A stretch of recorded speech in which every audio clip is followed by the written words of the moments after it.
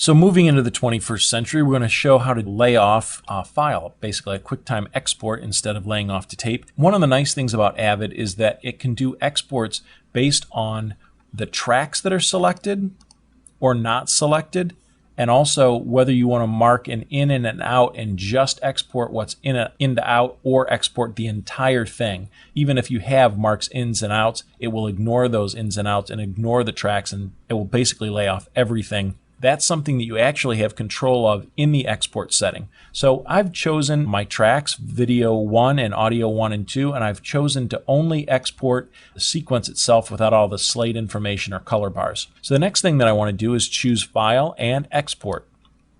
So then our Export As dialog box comes up. It allows me to change the name of this sequence if I wanted to, call it maybe DeMarini.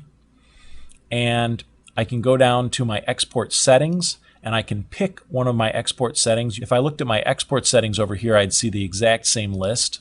And we want to basically export. There's a couple of ways to do it. One would be QuickTime Same 601 native, and the other one would be QuickTime Reference. You can export a QuickTime Reference file, which is very quick to be able to send something to, for example, Sorensen Squeeze, to be able to do some kind of compression on it. Or another quick way to do an export is if you choose QuickTime Same As. That's another way. And those Same As options, let me just show them to you.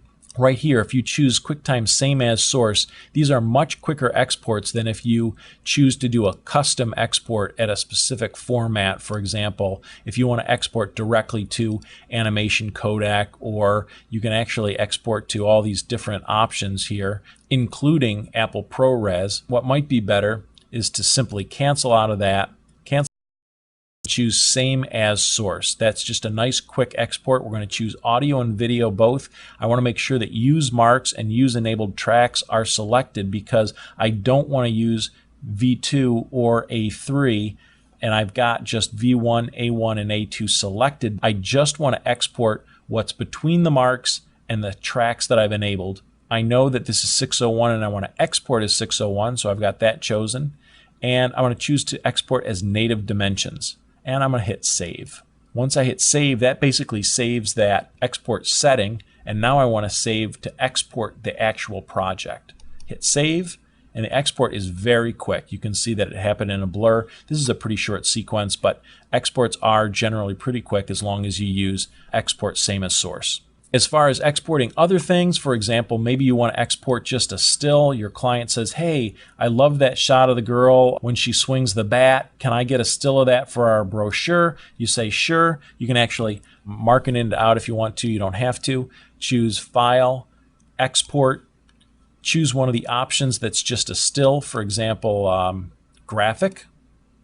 Choose one of these options. Basically, I'm going to leave them all exactly the same as they are, and give it a new name, Big Swing, and hit Save. And now I've exported that still, and I can send it off to my client. Audio's the same way. File, Export, it's all about these options. Any of these things that you want to export right here, HDV stream or a DV stream, QuickTime, audio, some kind of graphic format, all of them are available right here. You can even export your bins as tab delimited files that you can open up in Excel. And that's a little bit about how to do an export.